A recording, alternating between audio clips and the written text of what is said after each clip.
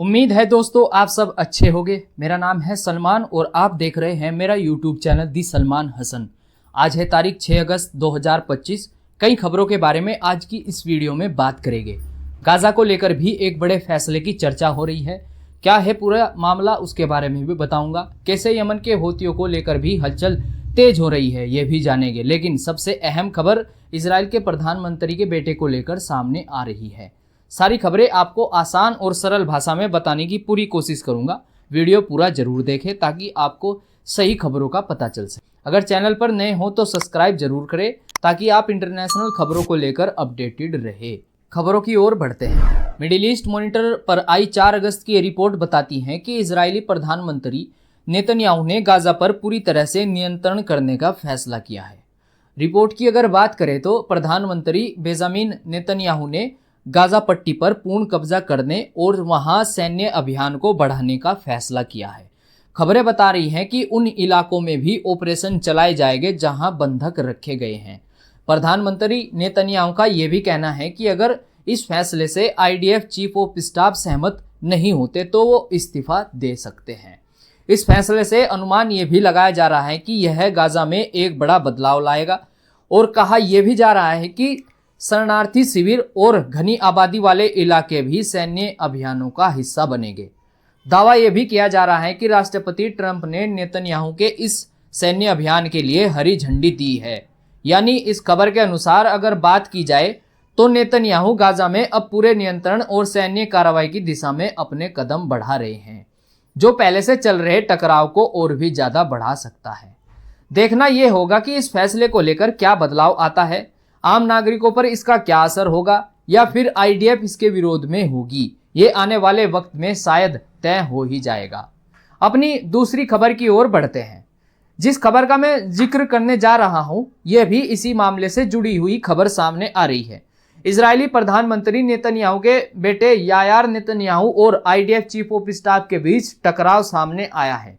जैसा कि मैंने अभी आपसे बताया कि गाजा पर पूर्ण कब्जे की बात सामने आई है, अब उसको लेकर भी एक नया विवाद बढ़ रहा है। मीडिया रिपोर्ट्स की अगर बात करें तो प्रधानमंत्री बेंजामिन नेतन्याहू और इजरायली सेना के चीफ ऑफ स्टाफ के बीच गाजा पर पूरी तरह से कब्जा करने के फैसले को लेकर टकराव हो गया है।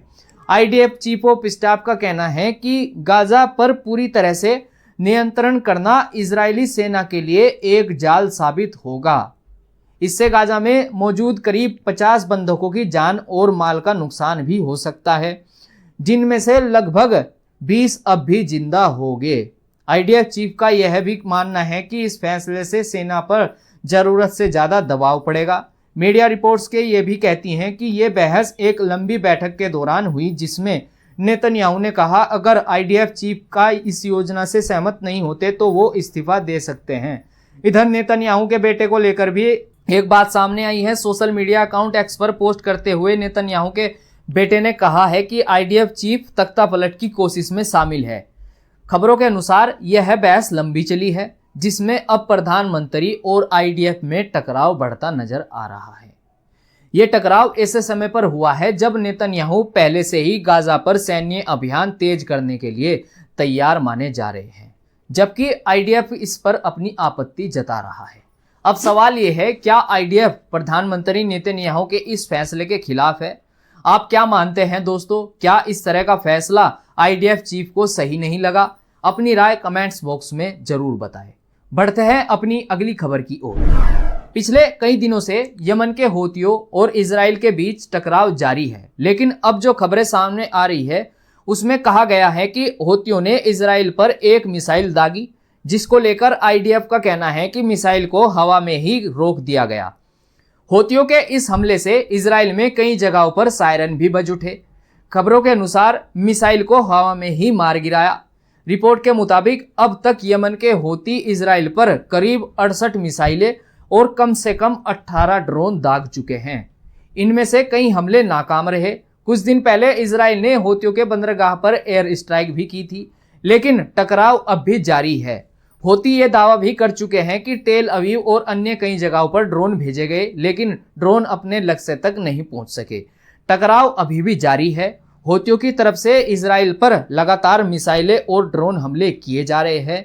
वहीं इजराइल भी बचाव के चलते हवा में ही मिसाइलों और ड्रोनों को मार गिरा रहा। टकराव का यह सिलसिला थमने का नाम नहीं ले रहा है। एक तरफ खबरें आ रही हैं कि इजराइल गाजा पर पूर्ण नियंत्रण करने की योजना बना रहा है, दूसरी तरफ आईडीएफ चीफ कह रहे हैं यह एक जाल की तरह हो सकता है।